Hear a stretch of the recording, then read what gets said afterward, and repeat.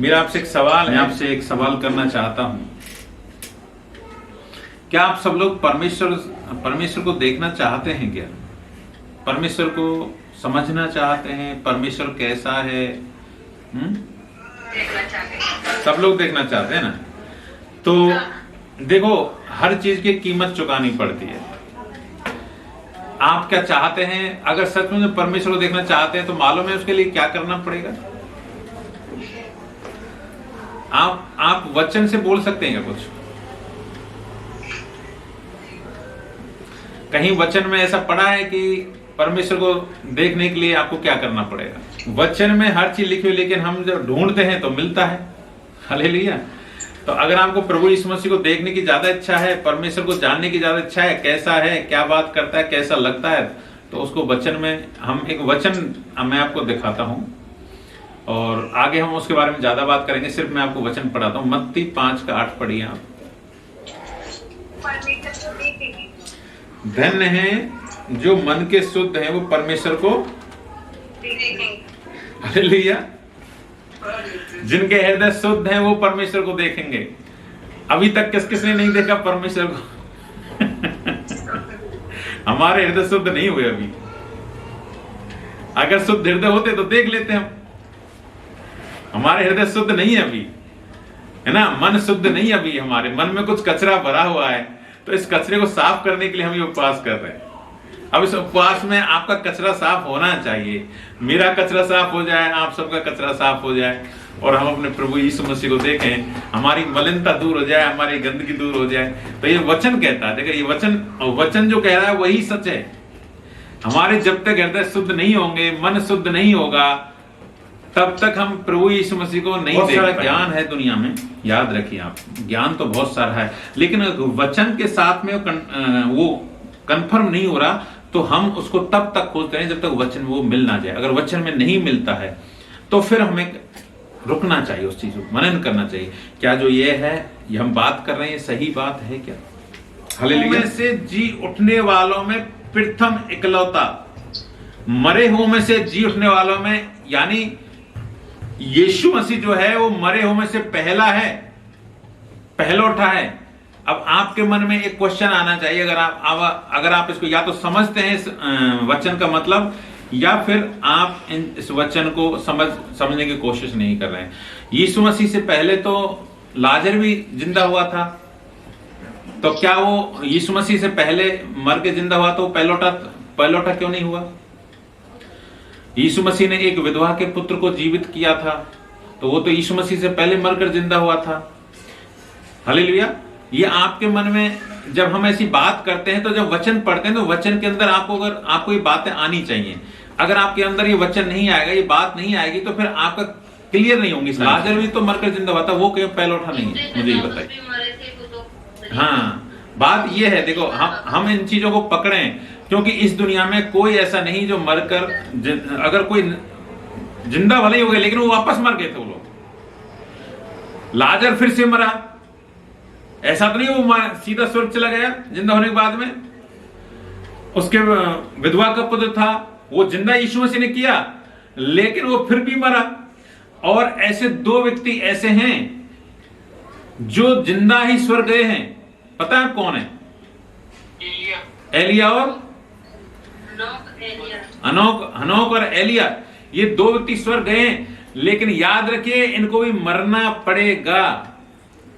भले ये स्वर्ग में जिंदा चले गए, लेकिन वापस जब ये हमारे स्वर्ग जाने के बाद में हमें जब परमेश्वर उठाएगा, तो हमारे बाद में जब ये दुनिया का अंत होगा, उस समय ये दो गवाहों के नाम सुने होंगे आपने कि दो गवाह आएंगे, फिर वो मारे जाएंगे। ये वापस आके मरना पड़ेगा।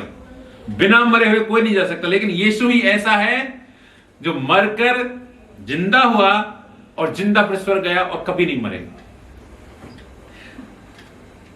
वही एक व्यक्ति है जो मरकर फिर कभी नहीं मरेगा।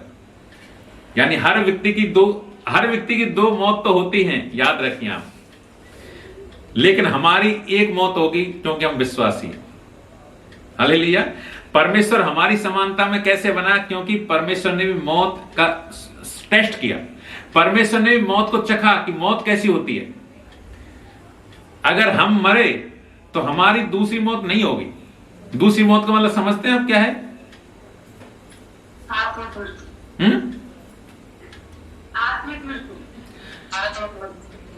देखिए, जो नरक को जाते हैं उनकी 2 बार मृत्यु होती है।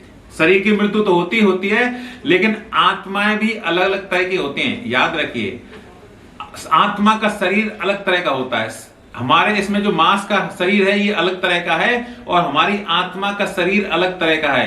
तो हम यहाँ शरीर की मृत्यु के बाद में जब स्वर्ग जाएंगे तो हमारी आत्मा का जो शरीर है उसकी मृत्यु नहीं होगी, लेकिन जो नरक जाएंगे उस आत्मिक शरीर की भी मृत्यु होगी। आपको मैं एक चीज दिखाना चाहता हूं। देखो, ये तो सही है। देखो, वह बादलों के साथ आने वाला है। प्रभु यीशु मसीह बादलों के साथ आने वाला है। ये भविष्यवाणी है और हम उसी का वेट कर रहे हैं, यीशु मसीह का। ठीक है। और प्रत्येक आंख उसे देखेगी, सभी आंखें देखेंगी। लेकिन इसमें एक बात लिखिए, और वे भी जिन्होंने उसे भेदा था। तो यीशु मसीह को किन्होंने भेदा था? आज से 2000 साल भेदा था, पहले भेदा था। वो तो आज नहीं है, मर गए, तो वो कैसे देखेंगे? इस वचन में जो लिखा है ना कि हर एक आंख देखेगी, और वे भी जिन्होंने उसे भेदा था, यीशु मसीह को जिन्होंने भाले से छेद किए थे, कीले ठोकी थी, वो लोग तो आज नहीं है ना। वो लोग या तो नरक गए होंगे या धरती पे है क्या, तो वो कैसे देखेंगे? ये क्वेश्चन है। अच्छा, इसके लिए मैं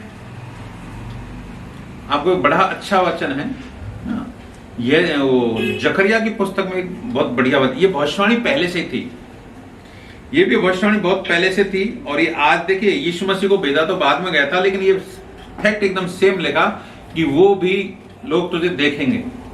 ये जकरिया की पुस्तक में अगर आपको मिले, आपका एक मनुष्य का एक शरीर है स्पेशल, आपके अंदर आपके पास मांस और हड्डियां हैं। अब वो शरीर, ये जो शरीर है ना, ये घर है किसका? आत्मा का, प्राण का। ये घर है, तो घर को ही शरीर बोलते हैं। अब घर डिफरेंट टाइप के हो सकते हैं। आपके घर अलग अलग तरीके के हो सकते हैं। हर एक जीवधारी का अलग से, मछली का अलग है, पक्षियों का अलग है। तो मैं ये कहना चाहता हूं, इस बात के द्वारा समझाना चाहता हूं कि पिता, पुत्र, पवित्र आत्मा का एक वास्तविक शरीर है, एक रियल शरीर है।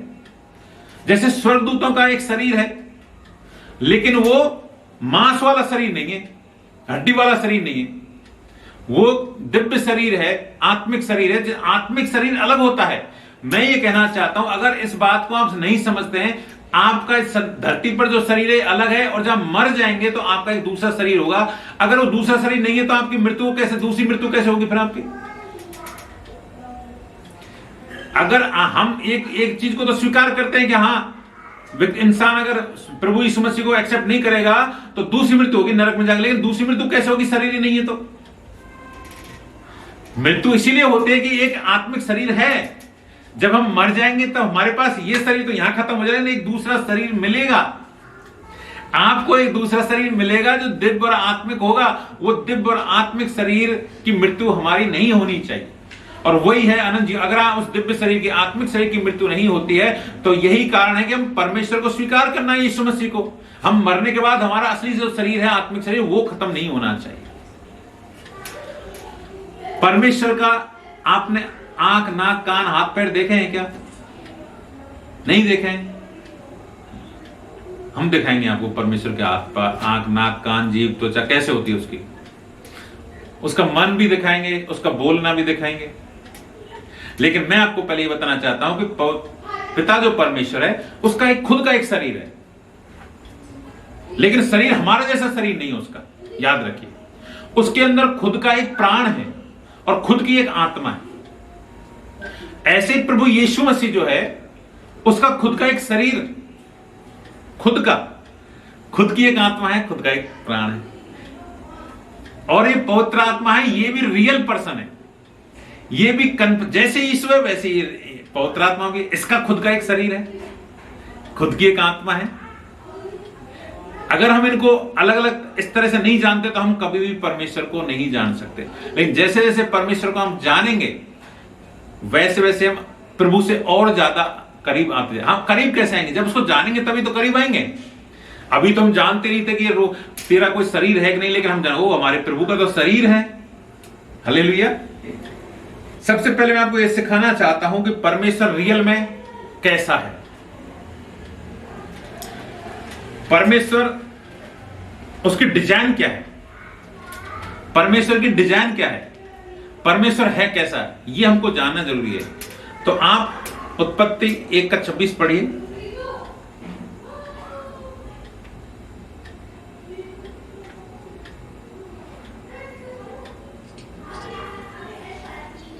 फिर परमेश्वर ने कहा, हम मनुष्य को अपने स्वरूप के अनुसार अपनी समानता में बनाएं।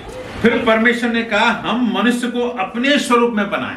तो दो चीज आई है यहां, हम यानी परमेश्वर अकेला नहीं। पहली बात, परमेश्वर ये भी कह सकता था मैं मनुष्य को अपने स्वरूप में बनाऊं, लेकिन परमेश्वर कहता है हम, यानी एक से अधिक है। अकेला परमेश्वर अकेला नहीं अपने आप में, या तो हम, और दूसरी क्या है कि हम कैसे बनाए। अगर मैं कैसा हूं तो मैं कैसा हूं वैसा ही बनाऊंगा मैं। तो उसने कहा मनुष्य को अपने स्वरूप में, तो हम कैसे हैं। पहली बात को अगर डिजाइन को देखना है, परमेश्वर हमारे जैसा है। हमारे जैसे का मतलब क्या है, उसकी हमारी तरह एक मुंह है, दो आंखें हैं, एक नाक है, दो कान हैं, दो पैर हैं, दो हाथ हैं। उसके हजारों हाथ ऐसे नहीं है कि वो अभी ऐसे कर 10 सिर नहीं है उसके। वो मनुष्य जैसा है। पहली बात तो आप याद रखिए, वो मनुष्य जैसा है 100%। वो कैसा है, मनुष्य जैसा है। Praise the Lord. देखो बाइबल इस बारे में बहुत सारी जगह घोषणा करती है। आप रोमियो 1:20 पढ़िए। हालेलुया। देखिए वचन क्या कहता है, उसके अनदेखे गुण और उसकी सनातन सामर्थ और परमेश्वरत्व जगत की सृष्टि के समय से उसके कामों के द्वारा देखने में आते हैं, यहां तक कि वे निरुत्तर हैं। यानी हम प्रभु परमेश्वर को उसके कामों से जान सकते हैं कि परमेश्वरत्व यानी परमेश्वर का जो गुण है मूल, वो क्या सामर्थ्य दिखाता है, वो है कैसा, उसके कामों से ही हम जान सकते हैं। अब मनुष्य को बनाना उसका एक काम है। मनुष्य को बनाना क्या है, उसका एक काम है।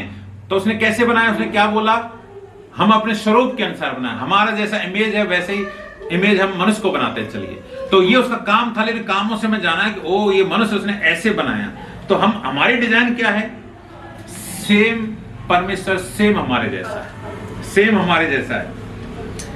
आगे इसमें वचन देखिए आप, 1 कुरिन्थियों 15 अध्याय और 35 वचन निकालिए।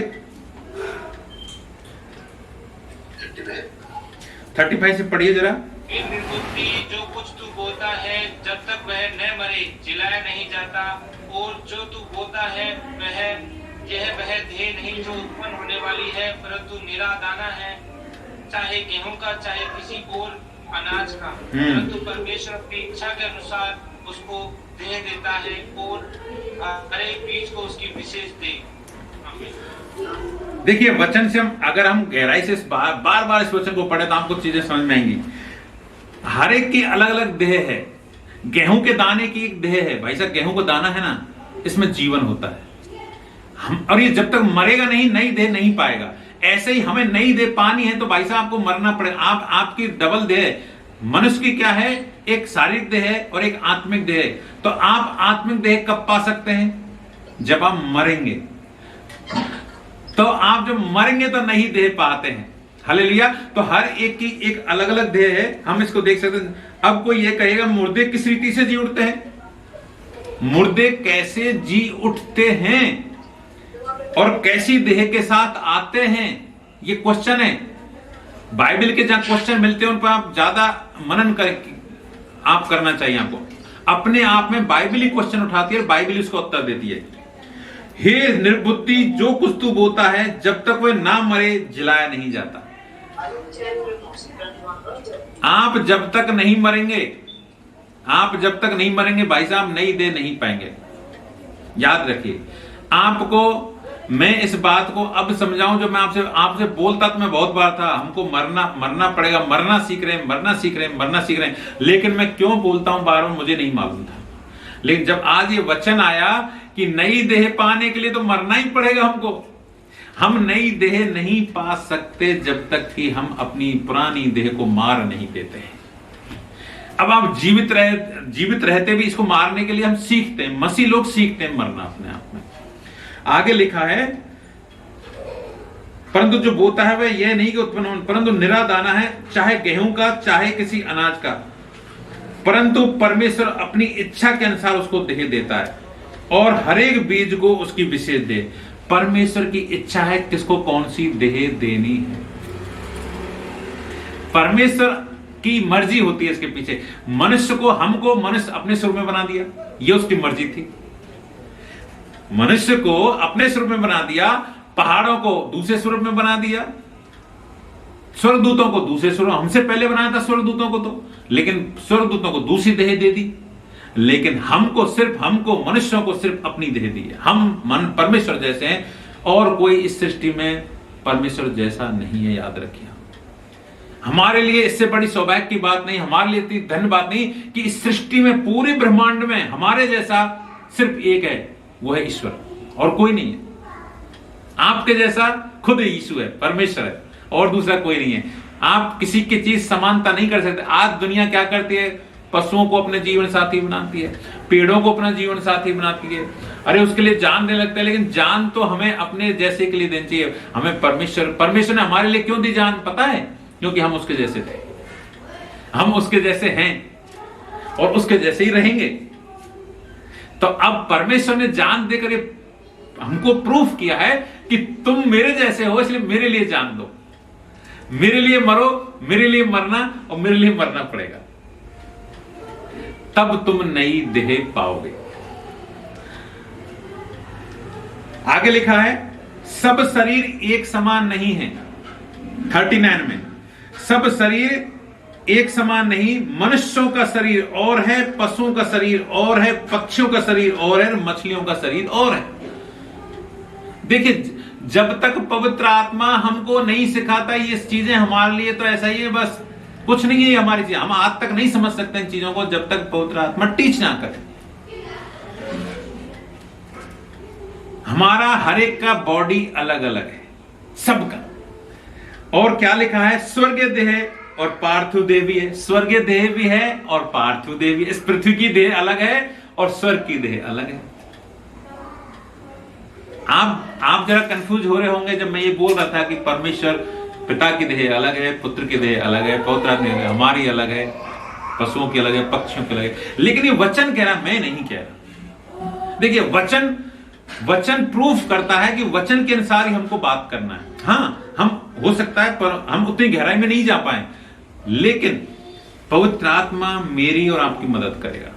अब देखिए, ये जरूरी है, पवित्र आत्मा ने जो मुझे गहराई समझाई ना, हो सकता है मैं उस गहराई से आपको बता नहीं पा रहा, लेकिन पवित्र आत्मा से आप अगर प्रार्थना करेंगे, पवित्र आत्मा तू समझा, तो मैं भले ही आपको पूरी तरह उतनी गहराई की मैं बता नहीं पा रहा, लेकिन आप समझ जाएंगे बातों को जिस गहराई से पवित्र आत्मा आपको सिखाना चाहता है। तो ये आपकी प्यास और भूख पर डिपेंड करता है कि आप कितनी गहराई में कूदना चाहते हैं, समुद्र के तल में जाना चाहते हैं, या 2-4 हाथ गोता लगाकर वापस आना। स्वर्गीय देह और है, पार्थिव देह और है, परंतु स्वर्गीय देहों का तेज और है, पार्थिव का और। अब इनका जो ब्राइटनेस है वो अलग अलग है। स्वर्गीय देह का तेज अलग। अब स्वर्गीय देह में भी हर एक की देह अलग अलग है। स्वर्गदूतों की देह अलग है, पिता की देह अलग है, पुत्र की देह अलग है, पवित्र आत्मा की देह अलग है। अच्छा, ये बताइए, क्या स्वर्ग में पशु पक्षी हैं क्या?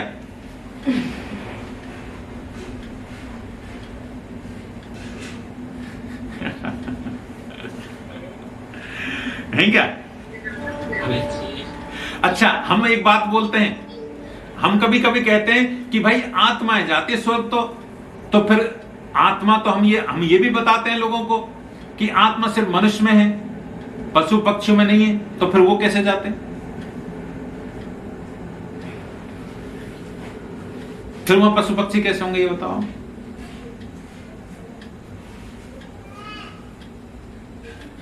कंफ्यूजन तो बहुत सारा है ना, बहुत सारी चीजें हैं जिनका हम क्या बोलते तो हैं, लेकिन हम क्या है, बिना जाने वचन को बिना जाने हम बहुत सारी बातें करते हैं, और हम कभी कभी उनको सिखाते भी जाते हैं, बहुत सारी चीजों को सिखाने लगते हैं, और वो हमारा ज्ञान भी बन जाता है।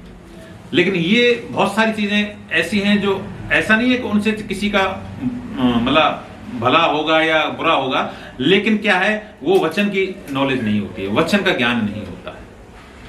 हाँ, ये सही बात है, स्वर्ग में पशु पक्षी हैं, ये राइट है, लेकिन इसके आगे क्वेश्चन आता है कि यहां के स्वर्ग, यहां के पक्षी जाते हैं या कहीं अलग ही बना रखे हैं परमेश्वर ने? हालेलुया,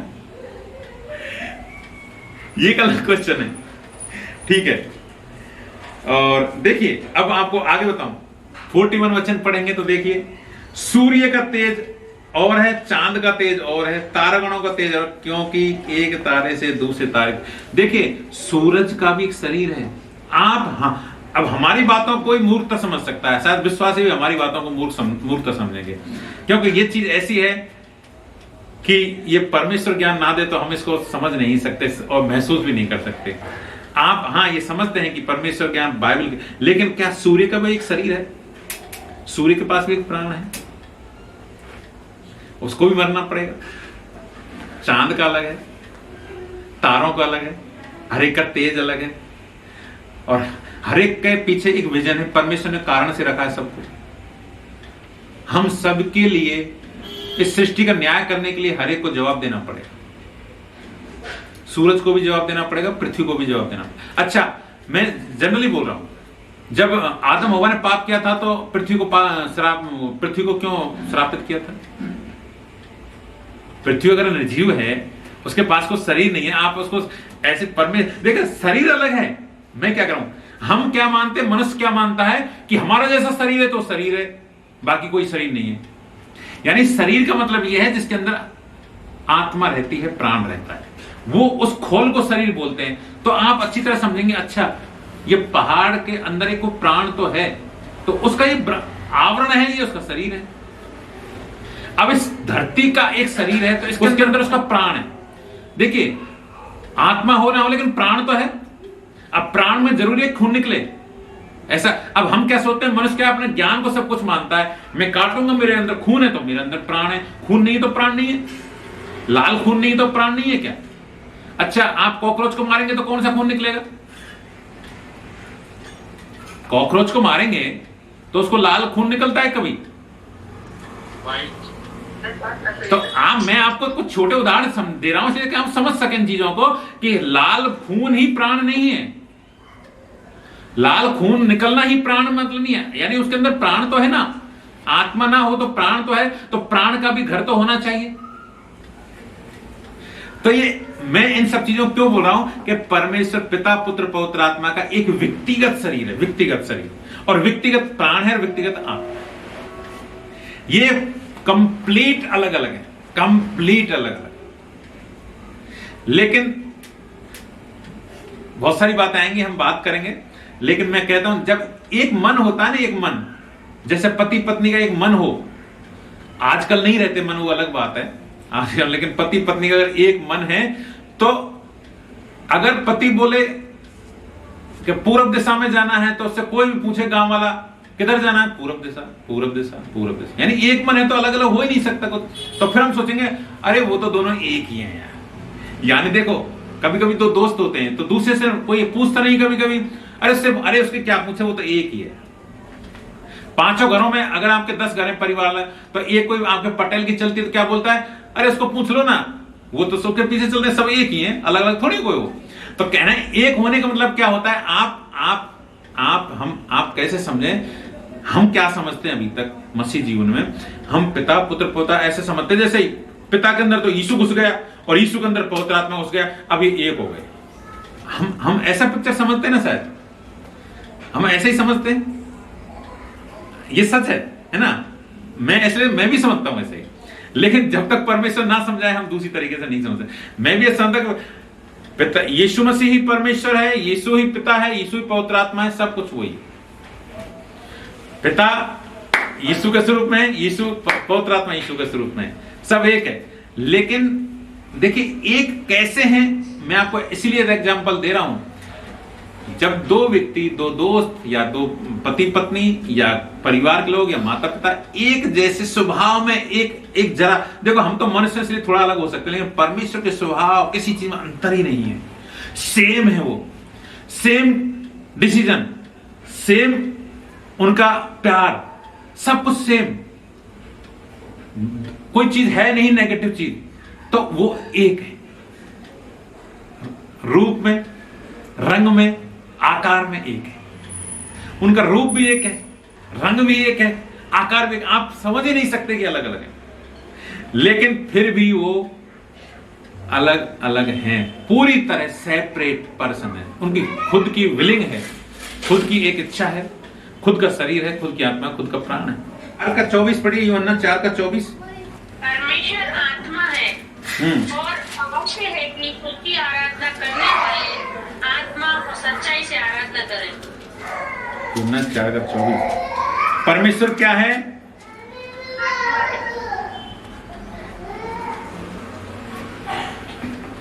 परमेश्वर आत्मा है और अवश्य है कि उसकी आराधना करने वाले आत्मा और सच्चाई से आराधना करें। तो परमेश्वर एक आत्मा भी है, हम एक जान सकते हैं, परमेश्वर बारे में जानना पड़ेगा। तो हमने क्या जाना? परमेश्वर का हम कैसा है, वो मनुष्य जैसा है, लेकिन उसके अंदर एक आत्मा है, यानी सेपरेट स्पिरिट। आप क्या सोचते हैं? आप ऐसा कल्पना करते हो कभी जब हम मरेंगे तो हमारी आत्मा परमेश्वर के अंदर घुस जाएगी, हम एक हो जाएंगे, हम एक दिन से हम सब उसमें मिल जाएंगे ना? कभी कभी ऐसा पिक्चर बनता है, लेकिन नहीं, हमारी आत्मा परमेश्वर ने दे दी है, वो आत्मा हमसे कभी नहीं लेगा। हमें जो उसने आत्मा दी है वो हमारी अब खुद की आत्मा है, अब वो खुद डिसीजन लेती है आपको अच्छे काम कैसे करने, भले काम कैसे, वो खुद का एक स्पिरिट है, आप खुद विल पावर है आपके पास, आपकी आत्मा को कभी परमेश्वर नष्ट नहीं करेगा। अब ऐसे ही प्रभु परमेश्वर की एक आत्मा है, उसकी खुद की विलिंग है, खुद की इच्छा है, कैसे सृष्टि करना है, कैसे मनुष्य बनाना है, कैसे किसका न्याय करना है, वो सब यीशु मसीह क्या कहता है? प्रभु यीशु मसीह कह रहे, और पिता जिसने मुझे भेजा है, यानी यीशु मसीह खुद नहीं आया, इसका मतलब उसको भेजा है किसी, और उसी ने मेरी गवाही दी है।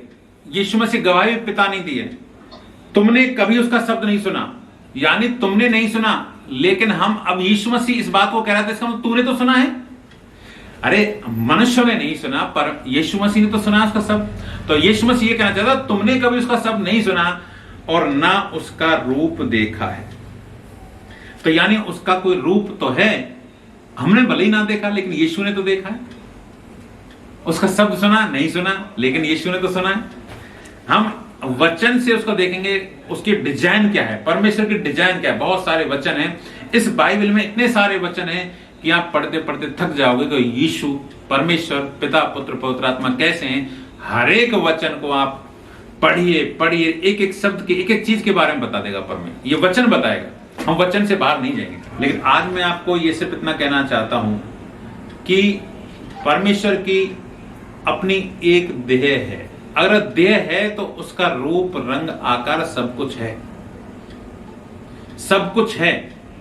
यीशु मसीह जब आपको दिखाई देगा तो या तो धरती पर जब उस समय रहा था दीनहीन अवस्था में कैसे घूमता, वो सामान्य अवस्था में, मनुष्य की सामान्य दर्द, एक दीनहीन, उस अवस्था में आपको दिखाई दे सकता है परमेश्वर। या फिर आपको स्वर्ग में बैठे हुए, पिता के दाहिने बैठे हुए, अब कैसी उसकी बॉडी कैसे चमक रही, उस रूप में भी आपको दिखाई दे सकता है। अच्छा, और किसी प्रकार से क्यों नहीं दिखाई देता यीशु मसीह? आपको हमारे देश के प्रधानमंत्री जैसी शक्ल क्यों नहीं है उसकी? यानी उसको वो काला क्यों नहीं है? काला कभी दिखाई दिया यीशु मसीह आपको? क्यों सचमुच में काला है ही नहीं यीशु मसीह। ऐसा नहीं है काला रंग कोई बुरा है, लेकिन यीशु मसीह काला है ही नहीं, वो गौर वर्ण का है। वो उसके अभी भी अगर आपने कहीं सुना हो तो देखो, ये सही बात है, धरती का एक चिन्ह अभी भी उसके साथ मिल जाएगा। हाथों में जो छेद किए थे मनुष्यों ने, हमें उसको भेदा था, सब कुछ उसकी जो शरीर है वो आत्मिक शरीर है, वो यीशु मसीह के साथ में पार्थिव देह नहीं है उसके साथ में, लेकिन उसके निशान जो थे, धरती के निशान थे, अभी भी उसकी देह में है। धरती का एक ही चिन्ह स्वर्ग में है, बस धरती का एक चिन्ह स्वर्ग में मिलेगा, यीशु मसीह के हाथों में छेद, पैरों में छेद, और उसका भाला जो घोंपा गया था पसली में वो एक छेद मिलेगा। 5 जगह से भेदा गया। ये धरती के निशान अब भी स्वर्ग में है। इस विषय को हम जारी रखेंगे और आपको पवित्र आत्मा से हम प्रार्थना करेंगे, पवित्र आत्मा और सरल तरीके से समझाने के लिए मदद कर। और आप भी प्रार्थना करिए, परमेश्वर इसे और सरल तरीके से मैं आपका अगुआ समझा सकूं और आप समझ सको। आप प्रार्थना करेंगे तो शायद और हमें सरल तरीका परमेश्वर देगा।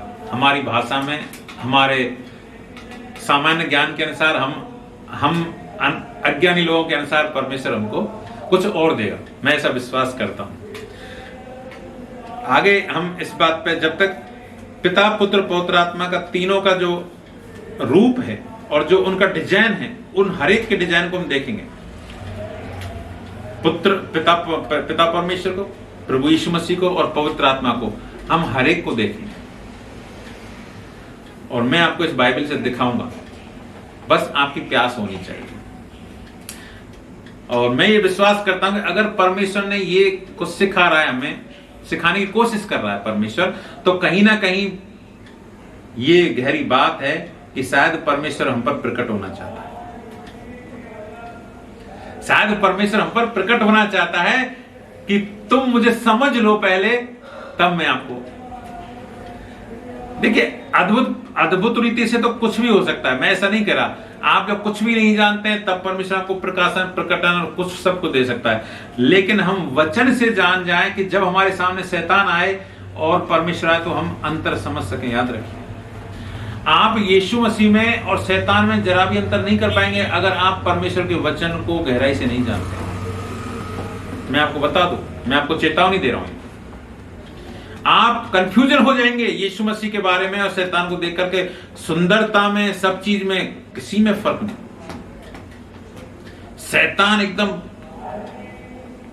उसमें पूरी सृष्टि में प्रभु के बाद में उसके जैसा सुंदर कोई नहीं है, शैतान के जैसा। और मैं आपको जस्ट ये विषय नहीं है, लेकिन फिर भी बता रहा हूं, वचन में सारी चीज लिखी हुई है। शैतान जब चलता है, म्यूजिक उसके अंगों से निकलता है। जो म्यूजिक बना है वो शैतान से बना है। जो म्यूजिक है, आज हम म्यूजिक पे ज्यादा ध्यान देते हैं, आराधना, स्तुति, इंस्ट्रूमेंट पे, ये सारे म्यूजिक हैं जो शैतान से निकलते हैं। इसलिए हमेशा म्यूजिक हमारे लिए ज्यादा इंपॉर्टेंट नहीं होता। हम उसकी हेल्प ले सकते हैं, लेकिन इनकी सारी बांसुरी, जितनी ताल ध्वनि, सब उसके शरीर से, अंगों से निकलती है ध्वनि ऑटोमेटिक। इतना स्मार्ट, इतना बुद्धिमान। तो जब अगर हमें वचन हमारे पास में नहीं है और अगर हमारे सामने दर्शन में, सपने में, सचमुच में सामने खड़ा हो शैतान, तो हमें मिसगाइड कर सकता है कि आओ मेरे पीछे। इसलिए ये जानना जरूरी है। यीशु से मिलने से पहले हम कंफर्म हो जाएं, यीशु को देखने के पहले हम कंफर्म हो जाएं कि प्रभु वचन ये कहता है।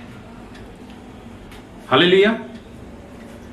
मैं प्रभु का धन्यवाद देता हूं। और ये विषय ऐसा था कि मैं आपको सिर्फ शुरुआत कर सकता था, अंत तो पता नहीं परमेश्वर करेगा, लेकिन मैं पूरी तरह इसको कोशिश कर रहा हूं एक भूमिका बनाने की, पृष्ठभूमि बनाने, आपको प्लेटफॉर्म दे सकूं जहां से हम समझना चालू करें इस चीज को।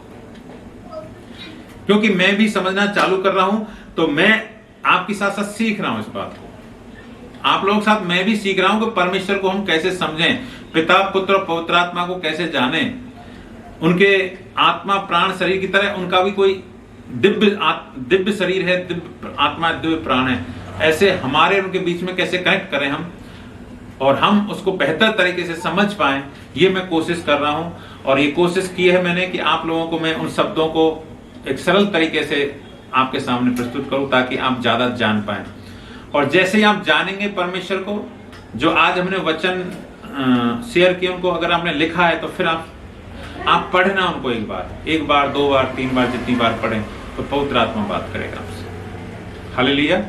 आज का हम संदेश यही समाप्त करते हैं। मैं प्रभु का धन्यवाद देता हूं। परमेश्वर आपको आशीष दे। God bless you. हालेलुया।